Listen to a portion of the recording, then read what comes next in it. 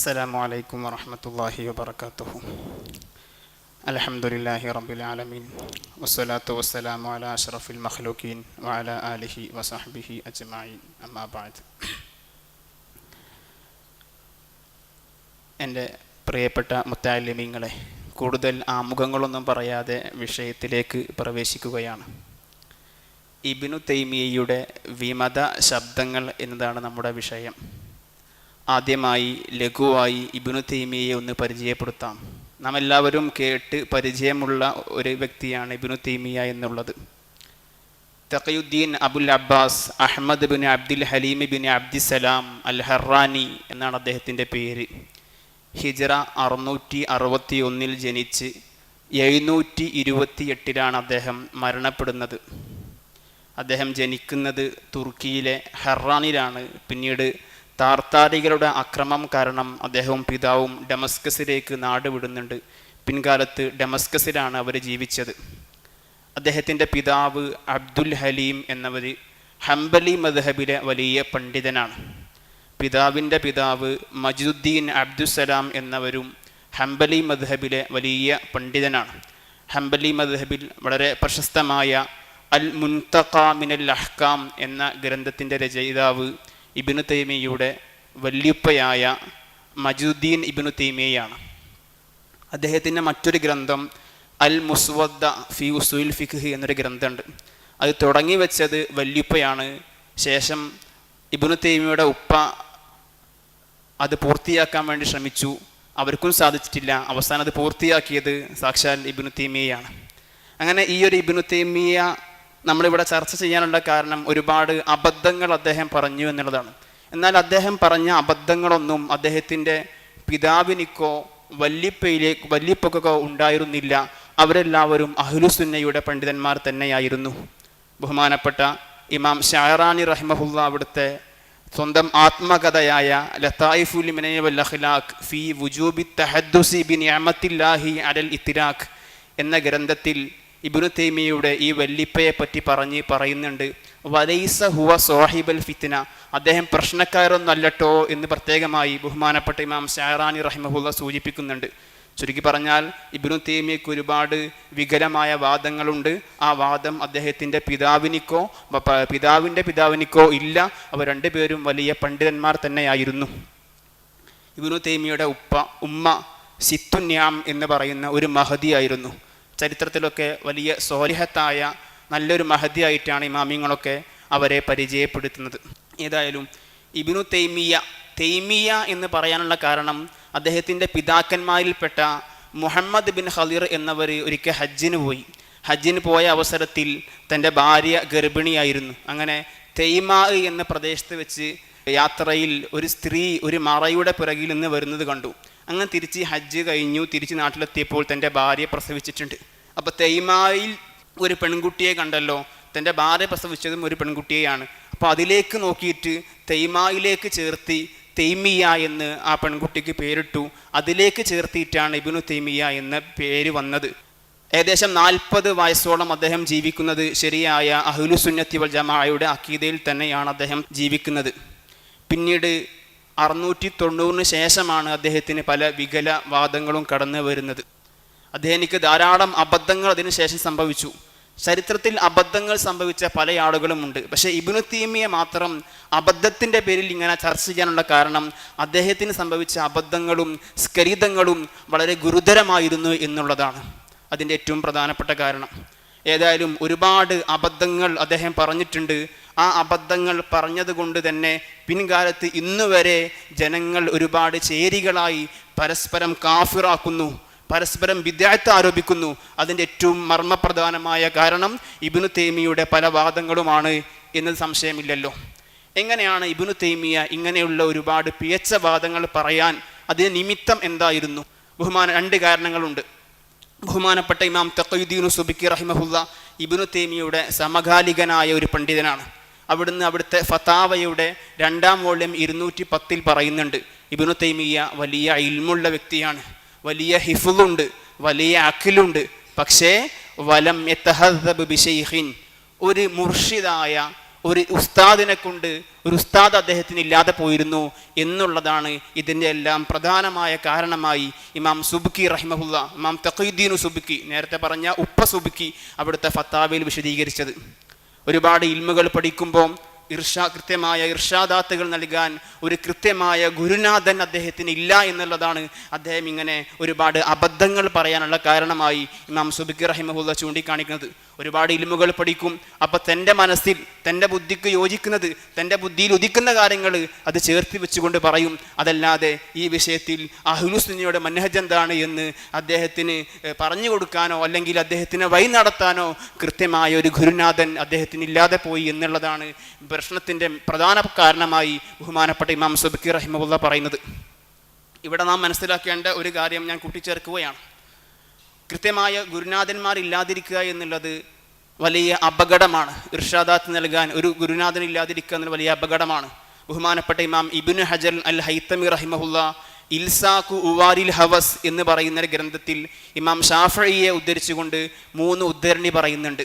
മൻ തഫഖഹ മിനൽ കുതുബി ഫഖദ് ളയ്യഅൽ അഹ്കാമ. ആരെങ്കിലും കിതാബുകൾ മാത്രം അവലംബിച്ചുകൊണ്ട് ഇൽമു പഠിച്ചാൽ അവൻ പിഴച്ചു പോകും. മറ്റൊരിക്കൽ പറഞ്ഞു, അൽ ഇസ്തിഖ്ലാലു ബിൽ അഖദി മിനൽ കുതുബി മിൻ അളദിൽ മഫാസിദ്. കിതാബുകൾ മാത്രം അവലംബിച്ചുകൊണ്ട് ഇൽമുകൾ ശേഖരിക്കുക എന്ന് പറഞ്ഞാൽ വളരെ വലിയ അപകടമാണെന്ന് ബഹുമാനപ്പെട്ട ഇമാം ഷാഫിഈ റഹിമഹുല്ലാഹ് പറഞ്ഞു. മറ്റൊരിക്കൽ പറഞ്ഞു, ലാ തഅഖുദുൽ ഇൽമ അമ്മൻ അഖദ മിൻ കിതാബിൻ. കിതാബ് മാത്രം അവലംബിച്ചുകൊണ്ട് ദീന് പഠിച്ച ആളുകളിൽ നിന്ന് നീ ഇൽമ ശേഖരിക്കാൻ പോകരുത് എന്ന് ബഹുമാനപ്പെട്ട ഇമാം ഷാഫിഈ റഹിമഹുല്ലാഹ് പറയുന്നുണ്ട്. ഇമാം ഇബ്നു ഹജർ ഹൈത്തമി ഇൽസാഖു ഉവാരിൽ ഹവസ് എന്ന് പറയുന്ന ഗ്രന്ഥത്തിൽ ഈ 3 ഉദ്ധരണിയും ഉദ്ധരിക്കുന്നുണ്ട്. അപ്പോൾ ഏകദേശം എന്താണ് ഇബ്നു തൈമിയ്യക്ക് പറ്റിയ പ്രശ്നത്തിൻ്റെ ഒരു കാരണം, അതിൻ്റെ ഗൗരവം എത്രത്തോളം എന്ന് ബഹുമാനപ്പെട്ട ഇമാം ഷാഫിഈയുടെ ഈ വാക്കിൽ നമുക്ക് മനസ്സിലാക്കാം. മറ്റൊരു പ്രധാനപ്പെട്ട കാരണം, ഇവിടെ നമ്മൾ പറയുന്ന എല്ലാ വിഷയവും കൃത്യമായ അയിമ്മത്തിൻ്റെ നെക്കിൽ മാത്രമാണ് ഉദ്ധരിക്കുന്നത്, സ്വന്തമായി ഒന്നും പറയുന്നില്ല. അയിമ്മത്ത് ഈ വിഷയത്തിൽ എന്ത് നിലപാടെടുത്തോ അത് മാത്രമാണ് നമ്മളിവിടെ പറയുന്നത്. ഹാഫിദു ദഹബി ഇബ്നു തൈമിയ്യയുടെ പ്രധാനപ്പെട്ട ഒരു ശിഷ്യനായിരുന്നു. ആ ഹാഫിദു ദഹബി ഇബ്നു തൈമിയ്യ ഇങ്ങനെ അബദ്ധങ്ങൾ പറയാനുള്ള കാരണം എന്തെന്ന് ശിഷ്യനായ ഹാഫിദു ദഹബി വ്യക്തമാക്കുന്നുണ്ട്. ഹാഫിദു ദഹബി അവസാന കാലഘട്ടത്തിൽ ഇബ്നു തൈമിയ്യയുടെ ഭാഗത്തിൽ നിന്ന് മടങ്ങിയിട്ടുണ്ട് എന്നുള്ളതാണ് യാഥാർത്ഥ്യം.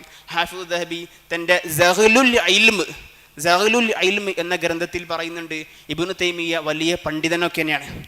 പക്ഷേ ജനങ്ങൾ അദ്ദേഹത്തിന്, മിസ്രിലുള്ള ജനങ്ങളും ഷാമിലുള്ള ജനങ്ങളും അദ്ദേഹത്തിനെ ഒറ്റപ്പെടുത്തി. ജനങ്ങൾ അദ്ദേഹത്തിനെ കാഫിറാക്കി, അദ്ദേഹത്തിനെ കളവാക്കി. അതിൻ്റെ എല്ലാം ഏറ്റവും പ്രധാനപ്പെട്ട കാരണം ഇബ്നു തൈമിയ്യയുടെ കിബറും ഇബ്നു തൈമിയ്യയുടെ ഉജുബും ആണെന്ന് ശിഷ്യനായ ഹാഫിദു ദഹബി സഹലുൽ ഇൽമിൽ രേഖപ്പെടുത്തുന്നുണ്ട്. ഹാഫിദു ദഹബി മാത്രമല്ല ഇത് പറഞ്ഞത്. ബഹുമാനപ്പെട്ട ഹാഫിദു ദഹബി അവസാന കാലഘട്ടത്തിൽ ഇബ്നു തൈമിയ്യയുടെ ആശയത്തിൽ നിന്ന് മടങ്ങി അഹ്ലുസുന്നയിലേക്ക് വന്നു. അതിനുശേഷം ഉസ്താദായ ഗുരുവര്യരായ ഇബ്നു തൈമിയ്യക്ക് ഒരു കത്ത് എഴുതുന്നുണ്ട്. ആ കത്ത് ബഹുമാനപ്പെട്ട ഇമാം സഖാവി റഹിമഹുല്ലാഹ് അൽ ഇഅ്ലാനു ബിത്തൗബീഹ് ലിമൻ സമ്മ അഹ്ല തൗരീഖ് എന്ന ഗ്രന്ഥത്തിൽ ആ കത്ത് ഉദ്ധരിക്കുന്നുണ്ട്. ആ കത്തിലും പറയുന്നുണ്ട്, ഇബ്നു തൈമിയ്യ ഇങ്ങനെ അപകടമായ വാദങ്ങൾ പറയാനുള്ള കാരണം ഇബ്നു തൈമിയ്യയുടെ കിബറും ഉജുബും അനാവശ്യമായ ശാഠ്യവുമാണെന്ന് ശിഷ്യനായ ഹാഫിദു ദഹബി വ്യക്തമാക്കുന്നുണ്ട്. ഈ കത്ത് ബഹുമാനപ്പെട്ട ഹാഫിദുൽ അല്ലായി റഹിമഹുല്ലയും ഉദ്ധരിക്കുന്നുണ്ട്. ബഹുമാനപ്പെട്ട ഇമാം തഖീദ്ദീൻ സുബ്കി റഹിമഹുല്ലാഹ് ഇബ്നു തൈമിയ്യയുടെ തർജുമ പറയാൻ ചെറിയൊരു റിസാല എഴുതിയിട്ടുണ്ട്. ആ റിസാലയിലും ഈ കത്തിലേക്കുള്ള ചില സൂചന നൽകുന്നുണ്ട്. ഇൻഷാ അല്ലാഹ് ശേഷം സമയമുണ്ടെങ്കിൽ പറയാം. അപ്പോൾ ചുരുക്കി പറഞ്ഞാൽ ഇബ്നു തൈമിയ്യ ഇങ്ങനെ അപകടകരമായ വാദങ്ങൾ പറയാനുള്ള പ്രധാനമായും 2 കാരണങ്ങളാണ് അയിമ്മത്ത് പഠിപ്പിച്ചത്. ഒന്ന്, ഇമാം സുബ്കി പറഞ്ഞ കാര്യം, കൃത്യമായൊരു ഗുരുനാഥൻ അദ്ദേഹത്തിന് ഇല്ലായിരുന്നു.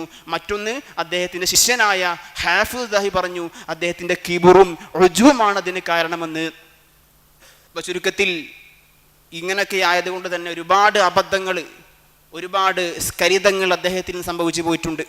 ബഹുമാനപ്പെട്ട ഇമാം ഹാഫിദുൽ ഇറാഖി റഹിമഹുല്ലാഹ്, ഇമാം ഇറാഖി 2 ഇറാഖി ഉണ്ട്. ഒന്ന് വലിയുദ്ദീൻ ഇറാഖി റഹിമഹുല്ലയുണ്ട്, സൈനുദ്ദീൻ ഇറാഖി റഹിമഹുല്ലുണ്ട്. സൈനുദ്ദീൻ ഇറാഖിയാണ് പിതാവ്, അവരുടെ മകനാണ് വലിയുദ്ദീൻ അൽ ഇറാഖി റഹിമഹുല്ല. അവർ വഫാത്താകുന്നത് 826 മകൻ ഇറാഖി. അവിടുത്തെ അൽ അജീബത്തുൽ മർദിയ അൻ അസ്ഇലത്തിൽ മക്കിയ എന്ന ഗ്രന്ഥത്തിൽ ഇബ്നു തൈമിയ്യയെ പരിചയപ്പെടുത്തുന്നുണ്ട്. വഹുവ ഇമാമുൻ വാസിയുൽ ഇൽമി കസീറുൽ ഫളായിലി വൽ മഹാസിൻ. ധാരാളം ഇൽമുള്ള, ധാരാളം മഹത്വമുള്ള ഒരു പണ്ഡിതനാണ് ഇബ്നു തൈമിയ. പക്ഷേ ഇൽമുഹു അക്സറു മിൻ അഖ്ലിഹി, അദ്ദേഹത്തിൻ്റെ അഖിലിനേക്കാളും അദ്ദേഹത്തിൻ്റെ ഇൽമു അധികരിച്ചു. ആ ഇൽമ് ഏത് രൂപത്തിൽ ചിലവഴിക്കണമെന്ന് അദ്ദേഹത്തിന് അറിയാതെ പോയി. അത് പറഞ്ഞു കൊടുക്കാൻ കൃത്യമായ ഒരു ഉസ്താദിനെ അദ്ദേഹം അവലംബിച്ചില്ല. അതുകൊണ്ട് തന്നെ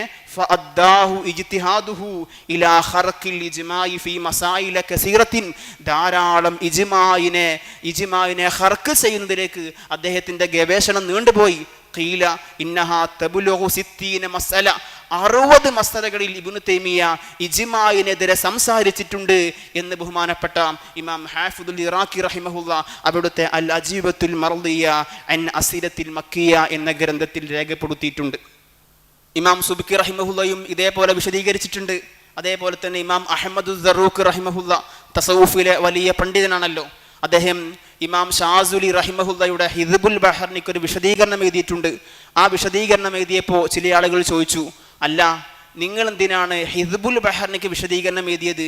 ഇബ്നു തൈമിയ ആ ഗ്രന്ഥത്തിനെ കുറിച്ച് എന്തെല്ലാം പറഞ്ഞിട്ടുണ്ട്, എന്നിരിക്കെ നിങ്ങൾ എന്തിനാണ് ആ കിതാബിനിക്ക് വിശദീകരണം എഴുതിയതെന്ന് ചോദിച്ചപ്പോൾ ബഹുമാനപ്പെട്ട ഇമാം സറൂഖ് റഹിമഹുല്ല പറഞ്ഞ മറുപടിയും നേരത്തെ ഇമാം ഇറാഖി പറഞ്ഞ അതേ മറുപടിയാണ്. ഇമാം ഇബ്നു തൈമിയ ആൾ ശരിയല്ല, ഒരുപാട് മസലകളിൽ ഒരുപാട് ഇജ്മാഇനെ ഹർക്ക് ചെയ്ത പണ്ഡിതനാണ് എന്നാണ് ബഹുമാനപ്പെട്ട ഇമാം സറൂഖ് റഹിമഹുല്ലയും പറഞ്ഞത്. വേറെയും ഒരുപാട് പണ്ഡിതന്മാർ ഇത് വിശദീകരിച്ചിട്ടുണ്ട്. ഇബ്നു ബത്തൂത്ത റിഹിലയിൽ പറയുന്നുണ്ട്, ഇബ്നു തൈമിയയെ പരിചയപ്പെടുത്തി പറയുന്നുണ്ട്, യതകല്ലമു ഫിൽ ഫുനൂൻ, ഒരുപാട് ഫന്നുകൾ അദ്ദേഹം സംസാരിക്കും, കൈകാര്യം ചെയ്യും. ഇല്ലാ അന്ന ഫീ അഖ്ലിഹി ശൈഅൻ, അദ്ദേഹത്തിൻ്റെ ബുദ്ധിയിൽ ചില പ്രശ്നങ്ങളുണ്ട്. അതൊക്കെയാണ് പണ്ഡിതന്മാർ ഇബ്നു തൈമിയയെ കുറിച്ച് വിലയിരുത്തിയത്. നമ്മൾ ഈ ആക്ഷേപമെല്ലാം നമ്മൾ സ്വന്തമായി പറയല്ല, പൂർവ്വസൂരികളായ പണ്ഡിതന്മാർ പറഞ്ഞ അവരുടെ ഉദ്ധരണി മാത്രമാണ് നമ്മൾ ഉദ്ധരിക്കുന്നത്. ഇനി ഇബ്നു തൈമിയെ നമ്മുടെ കേരളീയ പശ്ചാത്തലം ഇബ്നു തൈമിയെ പരമാവധി അകറ്റി നിർത്തുന്ന ഒരു സമീപനമാണ് നമുക്കുള്ളത്. അത് തന്നെയാണ് ഏറ്റവും ശരിയായ രീതി. ഇന്ന് ചില ആളുകളെല്ലാം അതിനെ ചോദ്യം ചെയ്യുന്നുണ്ട്. അത് ശരിയല്ല.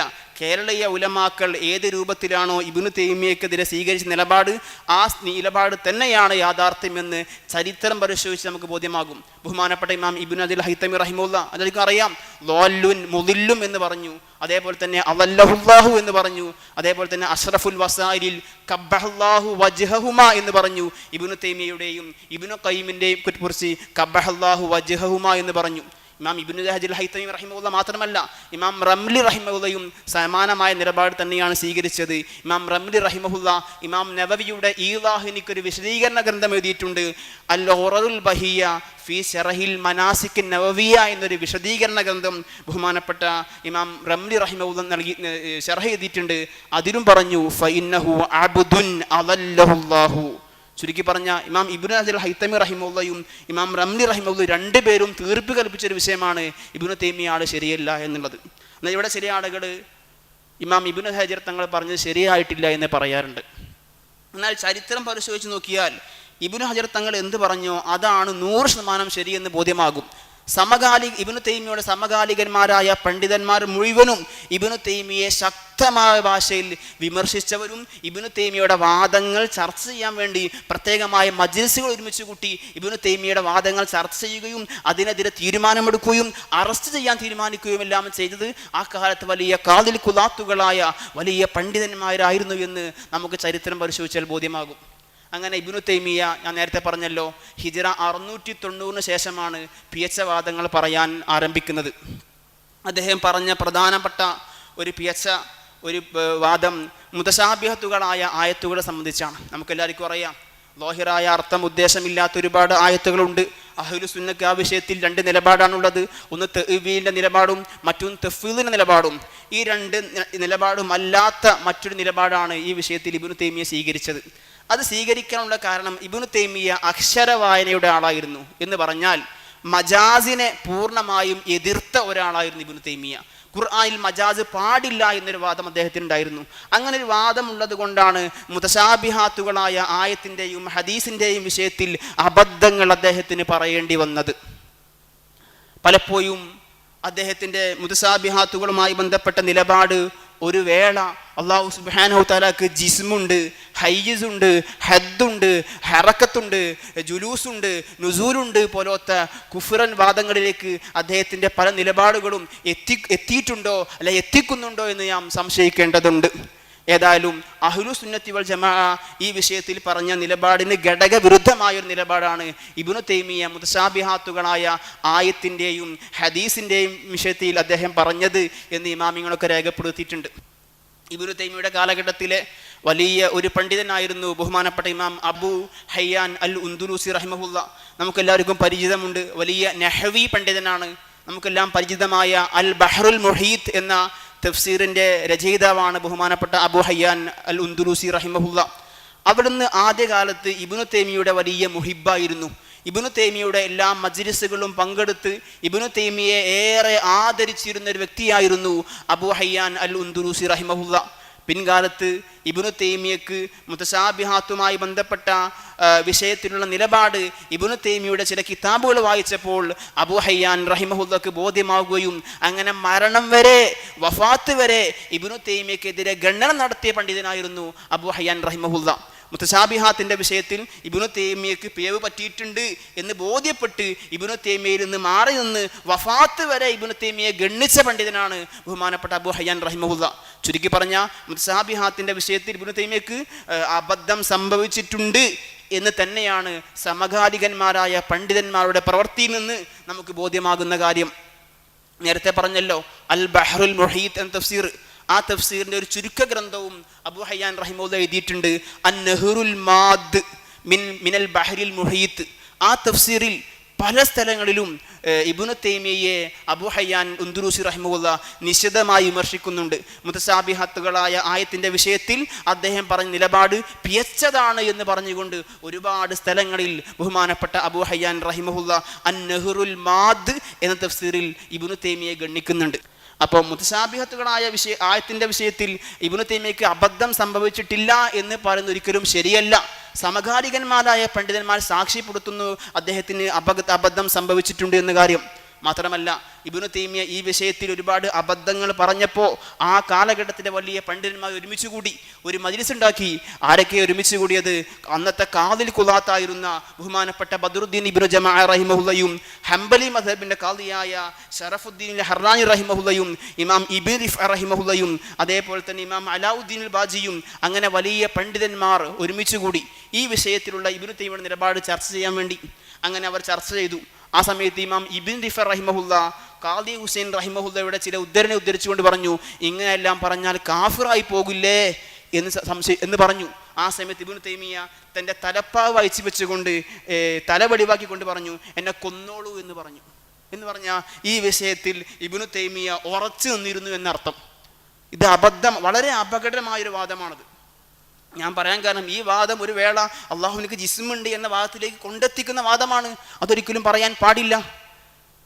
ഇതിനെല്ലാം അടിസ്ഥാനപരമായ കാരണം ഞാൻ പറഞ്ഞതുപോലെ മജാസിനെ അദ്ദേഹം എതിർത്തു എന്നുള്ളതാണ്. അതേപോലെ തന്നെ അദ്ദേഹം മന്ദിക്കിനെയും എതിർക്കുന്നുണ്ട്. ഇബ്നു തൈമിയ്യ ഫതാവയിൽ പറയുന്നത് കാണാൻ പറ്റും, ലാ യഹ്താജു ഇലൈഹി അസ്സകിയു വലാ യൻതഫിഉ ബിഹി അൽ ബലീദു. മന്ദിക്കിലേക്ക് ഒരിക്കലും ബുദ്ധിമാന്മാർക്ക് ആവശ്യമില്ല. അതേപോലെ തന്നെ ബലീദു എന്നവർക്കും മന്ദിക്ക് ആവശ്യമില്ല. പിന്നെന്തിനാ മന്ദിക്കിൻ്റെ ആവശ്യം അദ്ദേഹം ചോദിക്കുന്നുണ്ട്. അത് ശരിയല്ല. ബുദ്ധിമാന്മാരുടെ ചിന്തകൾ പിയക്കുമ്പോഴാണ് പലപ്പോഴും അബദ്ധങ്ങൾ സംഭവിക്കുന്നത്. ബുദ്ധിമാന്മാർക്കും ശരിയായ ചിന്തകളെ പരിചയപ്പെടുത്താൻ മന്ദിക്ക് ആവശ്യമാണ്. മന്ദിക്ക് പഠിക്കലൂടെ കൃത്യമായി ചിന്തിക്കാൻ ബലീദുമാർക്കും സാധ്യമാകും. അപ്പം അദ്ദേഹത്തിൻ്റെ ഈ ഉസൂല് ലാ യഹ്താജു ഇലൽ മന്ദിക്കി അസ്സകിയു വലാ യൻതഫിഉ ബിഹി അൽ ബലീദു എന്ന് പറയുന്ന അദ്ദേഹത്തിൻ്റെ വാദം ഒരിക്കലും ശരിയല്ല. ബഹുമാനപ്പെട്ട ഇമാം ഗസാലി റഹിമഹുല്ലാഹ് പറഞ്ഞില്ലേ, മല്ലം യഅരിഫിൽ മന്ദിക ലാ വസൂക ലിഇൽമിഹി. മന്ദിക്ക് അറിയാത്തവൻ്റെ ഇൽമിനിക്കൊരു വസൂക്കുമില്ല എന്ന് പറഞ്ഞല്ലോ. അപ്പം ഇബ്നു തൈമിയ്യ മന്ദിക്കിനെയും എതിർത്തിട്ടുണ്ട്. പലപ്പോഴും മന്ദിക്കിനെല്ലാം ഇബ്നു തൈമിയ്യ ഒരു വേള അവലംബിക്കേണ്ട ഘട്ടവും വന്നിട്ടുണ്ട്. അതേപോലെ ഇബ്നു തൈമിയ്യയുടെ മറ്റൊരു വലിയ അബദ്ധമാണ് തവസ്സുൽ ഇസ്തിഗാസ നിഷേധം. അത് വലിയ അബദ്ധം തന്നെയാണ്. അങ്ങനെ തന്നെ നമ്മൾ പറയണം. വലിയൊരു അബദ്ധമാണ് തവസ്സുൽ ഇസ്തിഗാസ നിഷേധം. അപകടം പിടിച്ചൊരു അബദ്ധമായിരുന്നു തവസ്സുൽ ഇസ്തിഗാസ നിഷേധം എന്നുള്ളത്. ബഹുമാനപ്പെട്ട ഇമാം തഖീദ്ദീൻ സുബ്കി റഹിമഹുല്ല ശിഫാഉ സഖാമിൽ പറഞ്ഞില്ലേ, ഇബ്നു തൈമിയ വരുന്നത് വരെ ഒരാളും സലഫിൽ നിന്നും ഖലഫിൽ നിന്നും ഒരാൾ പോലും ഇബ്നു തൈമിയ വരുന്നത് വരെ ഇസ്തിഗാസയെ എതിർത്തിട്ടില്ല. അങ്ങനെ ഇബ്നു തൈമിയ വന്ന് അങ്കറ ദാലിക വഅദനി സിറാത്തിൽ മുസ്തഖീമ, അങ്ങനെ ഇബ്നു തൈമിയ വന്നുകൊണ്ട് ഇസ്തിഗാസയെ എതിർക്കുകയും മുസ്തഖീമായ പാതയിൽ നിന്ന് ജനങ്ങളെ പിഴപ്പിക്കുകയും ചെയ്തു. അങ്ങനെ ബഹുമാനപ്പെട്ട ഇമാം തഖീദ്ദീൻ സുബ്കി റഹിമഹുല്ല ശിഫാഉ സഖാമിൽ പറയുന്നുണ്ട്. ഇമാം മുനാവി റഹിമഹുല്ല ഫൈദുൽ ഖദീറിൽ അത് ഉദ്ധരിക്കുന്നുണ്ട്. വേറെയും ഒരുപാട് ഇമാമിങ്ങൾ ഉദ്ധരിക്കുന്നുണ്ട്. ഇസ്തിഗാസവാദം അത് ചെറിയ വാദമായിരിക്കും, ഗണിക്കാൻ പാടില്ല. ബഹുമാനപ്പെട്ട ഇമാം ഇബ്നു ഹജർ അൽ അസ്ഖലാനി റഹ്മത്തുള്ളാഹി തങ്ങൾ അവിടുത്തെ അദ്ദുറുൽ കാമിന, 8-ാം നൂറ്റാണ്ട് ചരിത്രം പറയുന്ന വലിയ ഗ്രന്ഥമാണ് അദ്ദുറുൽ കാമിന. അതിൽ പറയുന്നുണ്ട്, ആ കാലഘട്ടത്തെ ചില പണ്ഡിതന്മാർ ഇബ്നു തൈമിയ സന്ദീഖാണെന്ന് പറഞ്ഞു. എന്തേ പറയാണ്? കാരണം ഇസ്തിഗാസയെ എതിർത്തത് കൊണ്ട്. കാരണം ഇസ്തിഗാസയെ എതിർക്കൽ അത് ഹബീബായ റസൂലുള്ളാഹി സ്വല്ലല്ലാഹു അലൈഹി വസല്ലം ഇഗൈത്തലാണ്. അതുകൊണ്ട് ആ കാലഘട്ടത്തിലെ പല ഉലമാവും ഇബ്നു തൈമിയയെ പറ്റി സന്ദീഖ് എന്ന് പറഞ്ഞിട്ടുണ്ട് എന്ന് ഇമാം ഹാഫിദ് ഇബ്നു ഹജർ അൽ അസ്ഖലാനി റഹിമഹുല്ലാഹ് അവിടുത്തെ അദ്ദുറുൽ കാമിനിൽ രേഖപ്പെടുത്തിയിട്ടുണ്ട്. മാത്രമല്ല, ആ ഇബ്നു തൈമിയ ഇസ്തിഗാസയെ എതിർത്തപ്പോൾ, തവസ്സുലിനെ എതിർത്തപ്പോൾ, ആ കാലഘട്ടത്തിലെ വലിയ പണ്ഡിതന്മാരായ നൂറുദ്ദീൻ അൽ ബക്രിയുടെ നേതൃത്വത്തിൽ ഒരു മജ്ലിസ് സംഘടിപ്പിക്കുകയും അങ്ങനെ ആ മജ്ലിസിൽ അവർ ചർച്ച ചെയ്യുകയും ചെയ്തപ്പോൾ പല പണ്ഡിതന്മാരും അഭിപ്രായപ്പെട്ടത് ഇബ്നു തൈമിയ എന്തായാലും ശിക്ഷിക്കപ്പെടണം, ഇസ്തിഗാസയെ എതിർത്ത കാരണമായി ശിക്ഷിക്കപ്പെടണമെന്ന് ആ കാലഘട്ടത്തിലെ പണ്ഡിതന്മാർ തന്നെ പറഞ്ഞു. അപ്പോൾ വേറെ ചില പണ്ഡിതന്മാർ പറഞ്ഞു, ശിക്ഷ മാത്രം പോരാ, അദ്ദേഹത്തിനെ വധിക്കപ്പെടണമെന്ന് വരെ പറഞ്ഞിട്ടുണ്ട് ഇസ്തിഗാസയെ എതിർത്തത് കാരണമായിട്ട്. അപ്പോൾ ചുരുക്കി പറഞ്ഞ ഇസ്തിഗാസയെ നിഷേധിക്കുക എന്ന് പറഞ്ഞ ഈ ഒരു വാദം അബദ്ധം പിടിച്ച, അപകടം പിടിച്ച ഗുരുതരമായ ഒരു വാദമായിരുന്നു എന്ന് മനസ്സിലാക്കണം. മാത്രമല്ല, പിന്നീട് ആ കാലഘട്ടത്തിൻ്റെ ഉലമാക്കളെല്ലാവരും ഇബ്നു തൈമിയ ഇസ്തിഗാസയെ എതിർത്തു എന്ന് പറഞ്ഞപ്പോൾ അവരെല്ലാവരും ഒരുമിച്ച് കൂട്ടി സുൽത്താനോട് പരാതി പറഞ്ഞ് അങ്ങനെ ഇബ്നു തൈമിയെ ഇസ്തിഗാസ എതിർത്തത് കാരണമായി ഇബ്നു തൈമിയ ഒരുപാട് കാലം ജയിലിൽ അറസ്റ്റ് ചെയ്യപ്പെട്ടിട്ടുണ്ട് ഇബ്നു തൈമിയ. അപ്പോൾ ചുരുക്കി പറഞ്ഞ നമ്മൾ ഇന്ന് പറയുന്ന ഈ രൂപത്തിലെ നിലപാട് തന്നെയായിരുന്നു അന്നത്തെ ഉലമാവും ഇസ്തിഗാസൻ്റെയും തവസ്സുൻ്റെയും വിഷയത്തിലും സ്വീകരിച്ചത് എന്ന് വേണം മനസ്സിലാക്കാൻ. ഇനിയും ഒരുപാട് അവിടെ വിശദീകരിക്കാനുണ്ട്, ഞാൻ ചുരുക്കുകയാണ്. അതേപോലെ തന്നെ ഇബ്നു തൈമിയുടെ മറ്റൊരു അപകടം പിടിച്ചൊരു വാദമായിരുന്നു ത്വലാഖുമായി ബന്ധപ്പെട്ട പല വാദങ്ങളും. ഹിജറ 718 അദ്ദേഹം ത്വലാഖുമായി ബന്ധപ്പെട്ട ആദ്യമായൊരു വാദം പറയുന്നത്. ആരെങ്കിലും ത്വലാഖ് സത്യം ചെയ്ത് പറയുകയും പിന്നീട് ആ സത്യത്തിൽ നിന്ന് മടങ്ങുകയും ചെയ്താൽ ആ ത്വലാഖ് ഒരിക്കലും പോകില്ല, അവിടെ ത്വലാഖ് ഉണ്ടാവുന്നില്ല എന്ന് അദ്ദേഹം പറഞ്ഞു. അങ്ങനെ ഈ വാദം കേട്ടപ്പോൾ ബഹുമാനപ്പെട്ട ആ കാലഘട്ടത്തിലെ പണ്ഡിതന്മാരെല്ലാവരും ഒരുമിച്ച് കൂടി ഷാഫിഈ ഫിഖ്ഹിലെ നജ്മുദ്ദീൻ ഇബ്നു സുറസ്തരിയും ഹനഫി ഫിഖ്ഹിലെ സദറുദ്ദീൻ അലിയുൽ ഹനഫിയും അതേപോലെ തന്നെ മാലിക്കി ഫിഖ്ഹിലെ പണ്ഡിതനായിരുന്ന വലിയ ജമാലുദ്ദീൻ സവാവിയും ഹംബലി മദ്ഹബിലെ ശംസുദ്ദീൻ എന്നിവരെല്ലാം ഒരുമിച്ച് കൂടി ഇബ്നു തൈമിയുടെ ഈ വിഷയം ചർച്ച ചെയ്യാൻ വേണ്ടി. അങ്ങനെ അവരെല്ലാവരും തീരുമാനിച്ചു, ഇബ്നു തൈമിയക്കെതിരെ അവർ ഗ്രന്ഥരചന നടത്തി. അവർ ഇബ്നു തൈമിയുടെ ഈ വിഷയത്തിനെ ഗണ്ണിച്ചു. ഇമാം സുബ്കി റഹിമഹുല്ല അവിടെ തർജമത്ത് ഇബ്നു തൈമിയയിൽ പറയുന്നുണ്ട്, ശേഷം പറയുന്നുണ്ട്, ഈ വിഷയത്തിനെ ഇബ്നു തൈമിയ ഗണ്ണിക്കാൻ ഞാനും ഒരു ഗ്രന്ഥം എഴുതിയെന്ന് ഇമാം സുബ്കി റഹിമഹുല്ല വിശദീകരിക്കുന്നുണ്ട്. അതിനുശേഷം ത്വലാഖുമായി ബന്ധപ്പെട്ട് തന്നെ ഇബ്നു തൈമിയ പറഞ്ഞ മറ്റൊരു നിലപാടാണ് 3 ത്വലാഖും ഒരുമിച്ച് തല്ലിയാൽ ഒരു തലാഖേ പോകുള്ളൂ എന്ന്. അങ്ങനെ ഇത് ചർച്ച ചെയ്യാൻ വേണ്ടിയിട്ടും ആ കാലത്തിൽ ഉലമാ ഒരുമിച്ച് കൂടുകയും ഇതിനെയും എതിർത്തു. ആ കാലഘട്ടത്തിലെ ഇബ്നുൽ ഹരീരി എന്ന് പറയുന്ന പണ്ഡിതൻ പറയാണ്, ലൗലൽ ഫളീഹത്തു ഹകംതു ബികുഫ്രിഹി, മോശമായില്ലെങ്കിൽ ഞാൻ അയാൾ കാഫിറാണെന്ന് വരെ ഞാൻ പറയും. എന്തേ കാരണം? ലി മുഖാലഫത്തിഹി അൽ ഇജ്മാ ഫി മസ്അലത്തി ത്വലാഖി, ത്വലാഖിൻ്റെ മസ്അലയിൽ അദ്ദേഹം ഇജ്മാഇനിക്ക് എതിരായതിനു വേണ്ടി ഞാൻ അദ്ദേഹത്തിന് കുഫ്ർ കൊണ്ടുവരെ ഞാൻ ഉദിക്കും എന്ന് ആ കാലഘട്ടത്തിലെ വലിയ പണ്ഡിതനായ ബഹുമാനപ്പെട്ട ഇമാം ഇബ്നുൽ ഹരീരി റഹിമഹുല്ല പറഞ്ഞത് ഇമാം സുബ്കി റഹിമഹുല്ല തർജമത്ത് ഇബ്നു തൈമിയയിൽ ഉദ്ധരിക്കുന്നുണ്ട്. ചുരുക്കി പറഞ്ഞ ആ കാലഘട്ടത്തിലെ ഉലമാക്കൾ തന്നെ ഇബ്നു തൈമിയെ നല്ല രൂപത്തിൽ കൈകാര്യം ചെയ്തിട്ടുണ്ട് എന്നർത്ഥം. നമ്മൾ സ്വീകരിക്കുന്ന ഈ നിലപാട് ഇതിനേക്കാളും ഗൗരവമായ രൂപത്തിലായിരുന്നു ആ കാലഘട്ടത്തിൽ ഉലമാക്കൾ മൊത്തം സ്വീകരിച്ചിരുന്നത്. ഇബ്നു തൈമിയയുടെ മറ്റൊരു അബദ്ധമായ വാദമായിരുന്നു സിയാറത്ത് നിഷേധിക്കുക എന്നുള്ളത്. ഹബീബായ റസൂലുള്ളാഹി സ്വല്ലല്ലാഹു അലൈഹി വസല്ലമ തങ്ങളുടെ ഖബർ ലക്ഷ്യം വെച്ചുകൊണ്ട് യാത്ര ചെയ്യാൻ പാടില്ല എന്ന് അദ്ദേഹം പറയുകയുണ്ടായി. അങ്ങനെ ഈ ഒരു വാദം അന്നത്തെ ഉലമാക്കളൊക്കെ ചർച്ച ചെയ്തു. അങ്ങനെ അവരെല്ലാവരും ഇബ്നു തൈമിയെ അറസ്റ്റ് ചെയ്യാൻ വേണ്ടി അവരെല്ലാവരും ഇജ്മാ ആയി എന്ന് ബഹുമാനപ്പെട്ട ഇമാം സുബ്കി റഹിമഹുല്ല തർജുമയിൽ രേഖപ്പെടുത്തുന്നുണ്ട്. അങ്ങനെ ഇബ്നു തൈമിയ അതിൻ്റെ പേരിലും അറസ്റ്റ് ചെയ്യപ്പെടുകയാണ്. സിയാറത്ത് നിഷേധിക്കുക എന്ന് പറഞ്ഞ വാദം ബഹുമാനപ്പെട്ട ഇമാം അബ്ദുൽ ഹയ്യ് ലഖ്നവി റഹിമഹുല്ല, ഇന്ത്യയിലെ വലിയ മുഹദ്ദിസാണ് അബ്ദുൽ ഹയ്യ് ലഖ്നവി റഹിമഹുല്ല. അവിടുത്തെ ഇബ്രാസുൽ ഗയ്യിൽ വാഖിഅ ഫിൽ അയ്യി എന്ന് പറയുന്ന കിതാബിൽ പറയുന്നുണ്ട്, ഇബ്നു തൈമിയ്യ വരുന്നത് വരെ സിയാറത്തിന്റെ വിഷയത്തിൽ ഒരാൾക്കും മറ്റൊരു അഭിപ്രായം ഉണ്ടായിരുന്നില്ല. ഇബ്നു തൈമിയ്യയാണ് ഈ വിഷയത്തിലും ആദ്യമായി സിയാറത്ത് പാടില്ല എന്ന്, ഹബീബായ റസൂലുള്ളാഹിയെ സിയാറത്ത് ചെയ്യാൻ പോകാൻ പാടില്ല എന്ന് പറഞ്ഞ പണ്ഡിതൻ അത് ഇബ്നു തൈമിയ്യയാണ് എന്ന് ബഹുമാനപ്പെട്ട അബ്ദുൽ ഹയ്യ് ലഖ്നവി റഹിമഹുല്ല പറയുന്നുണ്ട്. അങ്ങനെ ഇബ്നു തൈമിയ്യയെ ഗണ്ണിച്ചുകൊണ്ട്, ഈ വിഷയത്തിൽ ഗണ്ണിച്ചുകൊണ്ടാണ് ബഹുമാനപ്പെട്ട ഇമാം തഖിയുദ്ദീൻ സുബ്കി റഹിമഹുല്ല ശിഫാഉ സഖാം എഴുതുന്നതും പിന്നീട് അതിന് മറുപടിയായി ഇബ്നു അബ്ദുൽ ഹാദി അസ്വാരിമുൽ മുങ്കി എഴുതി. അതിന് മറുപടിയായി ബഹുമാനപ്പെട്ട ഇമാം ഇബ്നു അല്ലാൻ റഹിമഹുല്ലയും അല്ലാമ സമനൂദി റഹിമഹുന്നെല്ലാം കിതാബുകൾ എഴുതിയ കാര്യം നേരത്തെ പറഞ്ഞല്ലോ. അപ്പോൾ ചുരുക്കി പറഞ്ഞ ഈ വിഷയത്തിലും അന്നത്തെ ഉലമാവ് തന്നെ ഇബ്നു തൈമിയ്യയെ എതിർത്തിട്ടുണ്ട്. പിൻകാലത്തെ ഉലമാക്കൾ എല്ലാവരും അതിനെതിരെ ശക്തമായ ഭാഷയിൽ ഗണ്ണിച്ചിട്ടുണ്ട്. ഒരുപാട് ഇമാമിങ്ങൾ ഗ്രന്ഥം തന്നെ എഴുതിയിട്ടുണ്ട് ഈ വിഷയത്തിലുള്ള ഇബ്നു തൈമിയ്യയുടെ വാദങ്ങൾ ശരിയല്ല എന്ന് പറയാൻ വേണ്ടിയിട്ട്.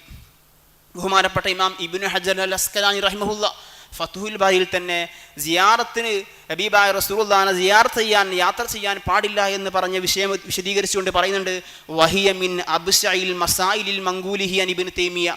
ഇബ്നു തൈമിയ്യയിൽ നിന്ന് ഉദ്ധരിക്കപ്പെട്ട വൃത്തികെട്ട മസലയിൽപ്പെട്ട ഒരു മസലയാണ് ഈ ഇൻകാറു, സിയാറത്തിന് വേണ്ടിയുള്ള യാത്ര ചെയ്യാൻ പാടില്ല എന്നുള്ള ഈ വാദമെന്ന് ബഹുമാനപ്പെട്ട ഇമാം ഇബ്നു ഹജർ അൽ അസ്കലാനി റഹിമഹുല്ല ഫത്ഹുൽ ബാരിയിൽ രേഖപ്പെടുത്തിയിട്ടുണ്ട്. തീർന്നിട്ടില്ല.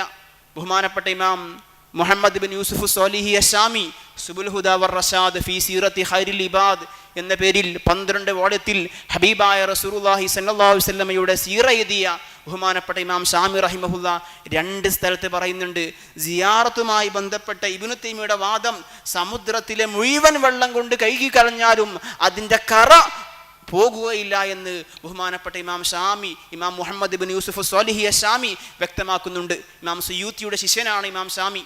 അപ്പോൾ ചുരുക്കി പറഞ്ഞ ഇതുമായി ബന്ധപ്പെട്ട അദ്ദേഹത്തിൻ്റെ നിലപാടും വളരെ അപകടം പിടിച്ച വാദമായിരുന്നു. ഇനിയും ഒരുപാട് വിഷയത്തിൽ അദ്ദേഹം മുസ്ലിം ഉമ്മത്തിൻ്റെ ഇജ്മാഇനെതിരെ പറഞ്ഞിട്ടുണ്ട്.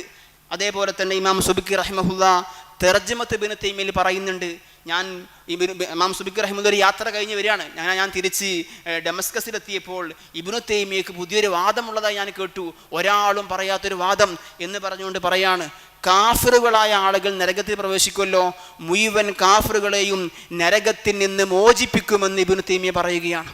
ഇമാം സുബ്കി റഹിമഹുല്ല തർജമയിൽ ഉദ്ധരിക്കുന്നുണ്ട്. അങ്ങനെ ഇത് പറഞ്ഞപ്പോൾ വലിയ പ്രശ്നമായി. ഇബ്നു തൈമിയ്യയുടെ ഏറ്റവും അടുത്ത ആളുകൾ പോലും ഇബ്നു തൈമിയ്യയെ എതിർക്കാൻ തുടങ്ങി. ഇത് കേട്ടപ്പോഴാണ് ഇബ്നു തൈമിയ്യയുടെ അരുമ ശിഷ്യനായിരുന്ന ഹാഫിളുൽ ദഹബി ഇബ്നു തൈമിയ്യയിൽ നിന്ന് മാറി ചിന്തിച്ചത്. അങ്ങനെ ഇബ്നു തൈമിയ്യയിലേക്ക്, ഇബ്നു തൈമിയ്യയെ ആക്ഷേപിച്ചുകൊണ്ട് ശിഷ്യനായ ഹാഫിളുൽ ദഹബി ഇബ്നു തൈമിയ്യയിലേക്ക് കത്തെഴുതി എന്ന കാര്യം ബഹുമാനപ്പെട്ട ഇമാം സുബ്കി റഹിമഹുല്ല തർജുമയിൽ സ്ഥിരപ്പെടുത്തുന്നുണ്ട്. നേരത്തെ പറഞ്ഞ കത്ത് ഈ വിഷയത്തിലാണ് എന്നാണ് മനസ്സിലാകുന്നത്. അപ്പോൾ ചുരുക്കി പറഞ്ഞ ഇത് വലിയൊരു അപകടം പിടിച്ച വാദമാണ്. നരകത്തിൽ നിന്ന് കാഫിറുകളെ എല്ലാവരെയും മോചിപ്പിക്കപ്പെടുമെന്ന് പറഞ്ഞ ഈ വാദം ബഹുമാനപ്പെട്ട ഇമാം തഖിയുദ്ദീൻ അൽ ഹിസ്നി റഹിമഹുല്ല നമ്മുടെ മത്തിൻ അബി ഷുജാ എനിക്കൊരു ഷർഹ എഴുതിയിട്ടുണ്ട്, കിഫായത്തുൽ അഖിയാർ. അതിൻ്റെ രചയിതാവാണ് ഇമാം തഖിയുദ്ദീൻ അൽ ഹിസ്നി റഹിമഹുല്ല. അവിടുന്ന് ദഫു ശബഹി മൻ ശബ്ബഹ വ തമറദ എന്നൊരു ഗ്രന്ഥമുണ്ട്. ആ ഗ്രന്ഥത്തിലും പേജുകളോളം ഇബ്നു തൈമിയ്യയുടെ ഈ വാദത്തിനെ കുറിച്ച് പറയുന്നുണ്ട്. കാഫിറുകളെ എല്ലാവരെയും നരകത്തിൽ നിന്ന്, കാഫിറുകളെല്ലാവരും നരകത്തിൽ നിന്ന് മോചിപ്പിക്കപ്പെടുമെന്ന ഈ വാദം എടുത്തുദ്ധരിക്കുകയും അതിനെ പേജുകളോളം ബഹുമാനപ്പെട്ട തഖിയുദ്ദീൻ അൽ ഹിസ്നി റഹിമഹുല്ലയും ഗണ്ണിക്കുന്നുണ്ട്. അങ്ങനെ ചുരുക്കി പറഞ്ഞ വേറെയും ഒരുപാട് വിഷയത്തിൽ ഇബ്നു തൈമിയ്യ ഈ ഉമ്മത്തിൻ്റെ ഇജ്മാഇനെതിരെ പറഞ്ഞിട്ടുണ്ട്, ഒരുപാട് അബദ്ധങ്ങൾ പറഞ്ഞിട്ടുണ്ട്. ഇബ്നു തൈമിയ്യ ഇങ്ങനെയെല്ലാം പറഞ്ഞപ്പോൾ ആ കാലഘട്ടത്തിലെ പണ്ഡിതന്മാർ തന്നെ അദ്ദേഹത്തിനെ ആക്ഷേപിച്ചു എന്ന് പറഞ്ഞല്ലോ. ആ കാലഘട്ടത്തിലെ വലിയ പണ്ഡിതനായിരുന്നു ബഹുമാനപ്പെട്ട ഇമാം ഇബ്നു അത്താഇല്ലാഹി സിക്കന്ദരി റഹിമഹുല്ല. നമുക്കെല്ലാവർക്കും പരിചയമുണ്ട്. ആ ഇബ്നു അത്താഇല്ലാഹി സിക്കന്ദരി റഹിമഹുല്ല ആ കാലഘട്ടത്തിലെ ഉസൂൽ ഫിഖിൻ്റെയും അതേപോലെ തന്നെ അഖീദയുടെയും വലിയ പണ്ഡിതനായിരുന്ന ശംസുദ്ദീനുൽ ജസരിയോട് പറഞ്ഞ ഒരു വാക്യം ബഹുമാനപ്പെട്ട ഇമാം സുബ്കി റഹിമഹുല്ല അവിടുത്തെ തർജുമയിൽ എടുത്തുദ്ധരിക്കുന്നുണ്ട്. ഇബ്നു തൈമിയ ഷാമിലെ ജനങ്ങളെല്ലാം രണ്ടാക്കി തിരിച്ചു. അവസാനം എന്ത് സംഭവിച്ചു? യുകഫിറു ബഅദുഹും ബഅദാ, ചില ആളുകളെ കാഫിറാക്കാൻ തുടങ്ങി. വയുലഈനു ബഅദുഹും ബഅദാ, ചില ആളുകളെ ആക്ഷേപിക്കാൻ ആരംഭിച്ചു. ഇതൊരിക്കലും പൊറുക്കപ്പെടാത്ത വലിയ അപകടമായ ഒരു കാര്യമാണെന്ന് ബഹുമാനപ്പെട്ട ഇമാം ഇബ്നു അത്താഇല്ലാഹി സിക്കന്ദരി റഹിമഹുല്ലാ ഇബ്നു തൈമിയയുടെ ഈ വിഷയത്തിലുള്ള ഈ നിലപാടുകളെ കുറിച്ച് പറഞ്ഞതായി ഇമാം സുബ്കി റഹിമഹുല്ലാ തർജുമയിൽ ഉദ്ധരിക്കുന്നുണ്ട്. അപ്പോൾ ചുരുക്കി പറഞ്ഞ ഇബ്നു തൈമിയ വേറെയും ഒരുപാട് അബദ്ധങ്ങൾ പറഞ്ഞിട്ടുണ്ട്. സമയം വൈകിയത്തിൽ ഞാൻ അവസാനിപ്പിക്കുകയാണ്. അങ്ങനെ ഇമാമിങ്ങൾ നമ്മുടെ ഇന്ന് നാം സ്വീകരിക്കുന്ന ഏത് നിലപാടാണോ ആ നിലപാട് അല്ലെങ്കിൽ അതിനേക്കാളും കഠിനമായ നിലപാടായിരുന്നു സമകാലികന്മാരായ പണ്ഡിതന്മാർ ഇബ്നു തൈമിയക്കെതിരെ സ്വീകരിച്ചത് എന്ന് ചരിത്രം പരിശോധിച്ച് നമുക്ക് ബോധ്യമാകും. അതേപോലെ തന്നെ സ്വഹാബത്തിനെയും അഹ്ലുബൈത്തിനെയും അദ്ദേഹം ഒരുപാട് ആക്ഷേപിച്ചിട്ടുണ്ട്. ബഹുമാനപ്പെട്ട ഇബ്നു അബ്ബാസ് റളിയല്ലാഹു തആല അൻഹുവിനെയും ഇബ്നു ഉമർ തങ്ങളെയും എല്ലാം ഒരുപാട് ആക്ഷേപിക്കുന്നുണ്ട്. ഇബ്നു അബ്ബാസ് റളിയല്ലാഹു തആല അൻഹുവിനെ ചോദ്യം ചെയ്തത് സിറാത്തുൽ മുസ്തഖീം എന്ന ഗ്രന്ഥത്തിൽ ചോദ്യം ചെയ്യുന്നത് ബഹുമാനപ്പെട്ട പണ്ഡിതന്മാർ ചർച്ച ചെയ്യുന്നുണ്ട്. അതേപോലെ തന്നെ ഇബ്നു ഉമർ തങ്ങൾ മുത്തബിഉ സുന്നയായിരുന്നല്ലോ. റസൂലുള്ളാഹി സ്വല്ലല്ലാഹു അലൈഹി വസല്ലം ഏതൊരു വഴിയിലൂടെയാണ് പോയത് അതേ വഴിയിലൂടെ സഞ്ചരിക്കുന്ന ഒരു സ്വഭാവം ഇബ്നു ഉമർ തങ്ങൾക്കുണ്ടായിരുന്നല്ലോ. അതിനെല്ലാം വിമർശിക്കുന്നുണ്ട് ഇബ്നു തൈമിയ. ബഹുമാനപ്പെട്ട സയ്യിദത്തുനാ ഫാത്തിമ ബീവി റളിയല്ലാഹു തആല അൻഹയും അലി ഇബ്നു അബീ ത്വാലിബ് റളിയല്ലാഹു തആല അൻഹു അടക്കമുള്ള ഒരുപാട് സ്വഹാബത്തിനെ ഇകയത്തുന്ന സംസാരം അദ്ദേഹത്തിന് മിൻഹാജ് സുന്ന പോലത്തെ ഗ്രന്ഥങ്ങൾ കാണാൻ പറ്റുന്നുണ്ട്. അഖ്ത ഇബ്നു തൈമിയ ഫി റസൂലുള്ളാഹിന്റെ ആലുമായി ബന്ധപ്പെട്ട വിഷയത്തിലും സ്വഹാബത്തുമായി ബന്ധപ്പെട്ട വിഷയത്തിലും ഇബ്നു തൈമിയയുടെ പിയച്ച നിലപാടുകൾ പറയാൻ വേണ്ടി ഒരു ആധുനികനായ പണ്ഡിതന്മാർ അഖ്ത ഇബ്നു തൈമിയ എന്നൊരു ഗ്രന്ഥം എഴുതിയിട്ടുണ്ട്. PDF ലഭ്യമാണ്. അത് വായിച്ചു കഴിഞ്ഞാൽ സ്വഹാബത്തിനെതിരെ അദ്ദേഹം പറഞ്ഞ പല വാദങ്ങളും നമുക്ക് വായിക്കാൻ പറ്റും. ചുരുക്കി പറഞ്ഞ വലിയ അബദ്ധങ്ങൾ സംഭവിച്ച ഒരു പണ്ഡിതനാണ് ഇബ്നു തൈമിയ എന്ന് തന്നെയാണ്. ഒരിക്കൽ അദ്ദേഹം പറഞ്ഞു, ബഹുമാനപ്പെട്ട സയ്യിദത്തുനാ ആയിഷ റളിയല്ലാഹു തആല നേരെ ഖിദ്ഫിന്റെ സംഭവം നമുക്കൊക്കെ പരിചയമാണ്. വ്യഭിചാരാരോപണം ഉണ്ടായി. ആ സമയത്ത് അത് വിശദീകരിച്ചുകൊണ്ട് ഇബ്നു തൈമിയ പറയാണ്, ആ വിഷയത്തിൽ ഹബീബായ റസൂലുള്ളാഹി സ്വല്ലല്ലാഹു അലൈഹി വസല്ലം തങ്ങളും മടങ്ങിയിട്ടുണ്ട് എന്ന്. ചുരുക്കി പറഞ്ഞാൽ ആ ഖിദ്ഫ് റസൂലുള്ളാഹിയും അംഗീകരിച്ചിരുന്നു എന്നൊരു പരാമർശം ഇബ്നു തൈമിയ നടത്തുന്നുണ്ട്. ഇങ്ങനെ സ്വഹാബത്തിനെ പരമാവധി ഇകയത്തുന്ന സംസാരങ്ങൾ അദ്ദേഹത്തിൽ നിന്ന് പല സ്ഥലത്തും പലപ്പോഴും ഉണ്ടായിട്ടുണ്ട്. അദ്ദേഹത്തിൻ്റെ കിതാബുകളെല്ലാം അത് വ്യക്തമാക്കുന്നുണ്ട്. ഈ ഇബ്നു തൈമിയ ഈ സമൂഹത്തിന് ബാക്കി വെച്ചൊരു കാര്യം എന്താ? ഇമാം തഖീദ്ദീൻ സുബ്കി റഹിമഹുല്ലാഹ് എഴുതിയ തർജമത്ത് ഇബ്നു തൈമിയ എന്ന് പറയുന്ന ഗ്രന്ഥം അതെല്ലാവരും വായിക്കേണ്ട ഒരു ഗ്രന്ഥമാണ്. ആ ഗ്രന്ഥത്തിൻ്റെ അവസാനം ബഹുമാനപ്പെട്ട ഇമാം സുബ്കി റഹിമഹുല്ലാഹ് വിശദീകരിക്കുന്നുണ്ട്, ഈ ഉമ്മത്തിനെ പരസ്പരം അങ്ങോട്ടും ഇങ്ങോട്ടും ആക്ഷേപിക്കുന്ന ഒരവസ്ഥയിലേക്ക് ഇബ്നു തൈമിയ എത്തിച്ചു. അതേപോലെ തന്നെ ഒരുപാട് വിഡ്ഢികളായ ഒരുപാട് ആളുകളെ ഇബ്നു തൈമിയ സംഭാവന ചെയ്തു. ഇതെല്ലാമാണ് ഈ ഇബ്നു തൈമിയ ഈ ഉമ്മത്തിന് സമർപ്പിച്ചത് എന്ന് ബഹുമാനപ്പെട്ട ഇമാം തഖീദ്ദീൻ സുബ്കി റഹിമഹുല്ലാഹ് വിശദീകരിക്കുന്നുണ്ട്. ബഹുമാനപ്പെട്ട അല്ലാമ ബാഅസിൻ റഹിമഹുല്ലാഹ് അൽതാഫു സത്താറിലും പറയുന്നുണ്ട്, ഈ ഉമ്മത്തിൻ്റെ സമയവും ആരോഗ്യവുമെല്ലാം വിവാദങ്ങളിൽ കെട്ടിയിടുകയാണ് ഇബ്നു തൈമിയയും ഇബ്നു അബ്ദുൽ വഹാബും എല്ലാം ചെയ്തത് എന്ന് ബഹുമാനപ്പെട്ട ഇമാം ബാഅസിൻ റഹിമഹുല്ലാഹ് അൽതാഫു സത്താറിലും പറയുന്നുണ്ട്. അപ്പോൾ ചുരുക്കി പറഞ്ഞ ഇബ്നു തൈമിയക്ക് ഒരുപാട് അബദ്ധങ്ങൾ സംഭവിച്ചിട്ടുണ്ട്. ആ അബദ്ധങ്ങളെ ആ കാലഘട്ടത്തിൻ്റെ ഉലമാക്കൾ തന്നെ നിശിതമായ രൂപത്തിൽ വിമർശിച്ചിട്ടുണ്ട്. നാം ഇന്ന് വിമർശിക്കുന്ന രൂപത്തിൽ അല്ലെങ്കിൽ അതിനേക്കാളും കഠിനമായ രൂപത്തിലായിരുന്നു ആ കാലഘട്ടത്തിൻ്റെ ഉലമാക്കൾ ഇബ്നു തൈമിയയുടെ അപകടം പിടിച്ച വാദങ്ങളെ സമീപിച്ചത് എന്ന് ചരിത്ര പണ്ഡിതന്മാർ മുഴുവനും വ്യക്തമാക്കുന്നുണ്ട്, സമകാലികന്മാർ സാക്ഷ്യപ്പെടുത്തുന്നുണ്ട്. ഇൻഷാ അല്ലാഹ് എല്ലാവരും കൂടുതൽ ഈ വിഷയത്തിൽ പഠനം നടത്തണം. ചുരുങ്ങിയത് ഇമാം സുബ്കി എഴുതിയ വളരെ കുറഞ്ഞ പേജുകളുള്ള തർജമത്ത് ഇബ്നു തൈമിയ എന്ന ഗ്രന്ഥം വായിക്കണം. ബഹുമാനപ്പെട്ട ഇമാം ഇബ്നു ഹജർ അൽ അസ്ഖലാനി റഹ്മത്തുള്ളാഹി അലൈഹി തങ്ങളുടെ കയ്യെഴുത്ത് പ്രകാരമാണ് ഈ അടുത്ത് പ്രസിദ്ധീകരിക്കപ്പെട്ടത്. ഇവിടെ മനസ്സിലാക്കേണ്ട കാര്യം, എന്നാൽ ഇവിടെ പല ആളുകളും ചോദിക്കാറുണ്ട്, ഇബ്നു തൈമിയ പല ഇമാമിങ്ങളും മഹത്വം പറഞ്ഞിട്ടില്ലേ, വലിയ മദ്ഹ് പറഞ്ഞിട്ടില്ലേ എന്ന് ചർച്ച പലപ്പോഴും കൊണ്ടുവരാറുണ്ട്. അത് ഞാൻ പറഞ്ഞല്ലോ, 40 വയസ്സ് വരെ ഇബ്നു തൈമിയ നല്ല രൂപത്തിൽ, നല്ല സ്വാലിഹായ രൂപത്തിൽ, തഖ്വയോടുകൂടെ വറഓടുകൂടെ അഹ്ലുസുന്നയുടെ രൂപത്തിലാണ് ജീവിച്ചത്. വലിയ ഇൽമ അദ്ദേഹത്തിനുണ്ട്, വലിയ ഇൽമുണ്ട്, അത് സംശയമില്ല. ആ ഇൽമിൻ്റെ ജാനിബിനെ പരിഗണിച്ചത് കൊണ്ടും പലപ്പോഴും പല വാദങ്ങളും അറിയാത്തതിൻ്റെ പേരിലുമായിരിക്കാം ഇബ്നു തൈമിയ പലപ്പോഴും പല ഉലമാക്കളും മദ്ഹ് ചെയ്ത്. ഇബ്നു തൈമിയ ബഹുമാനപ്പെട്ട ഇമാം ഇബ്നു ഹജർ അസ്ഖലാനി ചെറിയ രൂപത്തിൽ മദ്ഹ് പറഞ്ഞിട്ടുണ്ട്. അതേ ഇമാം അസ്ഖലാനി റഹ്മത്തുള്ളാഹി തങ്ങൾ ആശയം പറഞ്ഞപ്പോൾ നിശിതമായ രൂപത്തിൽ ഗണ്ണിക്കുന്നുണ്ട്. ഇസ്തിഹാസയെ പറഞ്ഞപ്പോഴും സിയാറത്തിനെ പറഞ്ഞപ്പോഴും ഇബ്നു തൈമിയ ഇമാം അസ്ഖലാനി ആക്ഷേപിച്ചു. ആശയം പറയുന്ന ആശയങ്ങൾ പറയുമ്പോൾ ആശയത്തിൻ്റെ വിഷയത്തുമ്പം പല ഇമാമിയങ്ങളും മദ്ഹ് ചെയ്ത ഇമാമിയങ്ങളും ഇബ്നു തൈമിയെ ഗണ്ണിക്കുന്നുണ്ട്. ബഹുമാനപ്പെട്ട മുല്ല അലിയുൽ ഖാരി റഹിമഹുല്ല ഇബ്നു തൈമിയെ ചെറിയ മദ്ഹ് പറഞ്ഞിട്ടുണ്ട്. ആ മുല്ല അലിയുൽ ഖാരി റഹിമഹുല്ലയും മസ്അല പറയുമ്പോൾ ഇബ്നു തൈമിയെ ഗണ്ണിക്കുന്നുണ്ട്. അപ്പോൾ അത് ഉലമാവിൻ്റെ ഒരു ശൈലിയാണ്. അവരുടെ ഒരു വ്യക്തിത്വം പറയുമ്പോൾ അദ്ദേഹം നല്ല ഇൽമുണ്ടായിരുന്നു, നല്ല സ്വാലിഹായിരുന്നു. അതേപോലെ തന്നെ ആശയങ്ങൾ എത്തുമ്പോഴോ പല അബദ്ധങ്ങളും സംഭവിച്ചത് അതേ ഉലമാക്കൾ തന്നെ വ്യക്തമാക്കി പറഞ്ഞിട്ടുണ്ട്. അതേപോലെ തന്നെ ഈ ഇബ്നു തൈമിയ പറഞ്ഞ പല വിഷയത്തിനും വിരുദ്ധമായ നിലപാട് അദ്ദേഹത്തിൻ്റെ ഗ്രന്ഥങ്ങളിൽ തന്നെ കാണാൻ പറ്റുന്നുണ്ട്. അതിനെല്ലാം കുറിച്ച് ഇമാം സുബിക്കി റഹിമഹുല്ലാഹി കിതാബിൽ ചർച്ച ചെയ്യുന്നുണ്ട്. നിങ്ങൾ മുതാല ചെയ്യണം എന്ന് പറഞ്ഞുകൊണ്ട് ഞാൻ അവസാനിപ്പിക്കുന്നു. അസ്സലാമു അലൈക്കും വറഹ്മത്തുള്ളാഹി വബറകാതുഹു.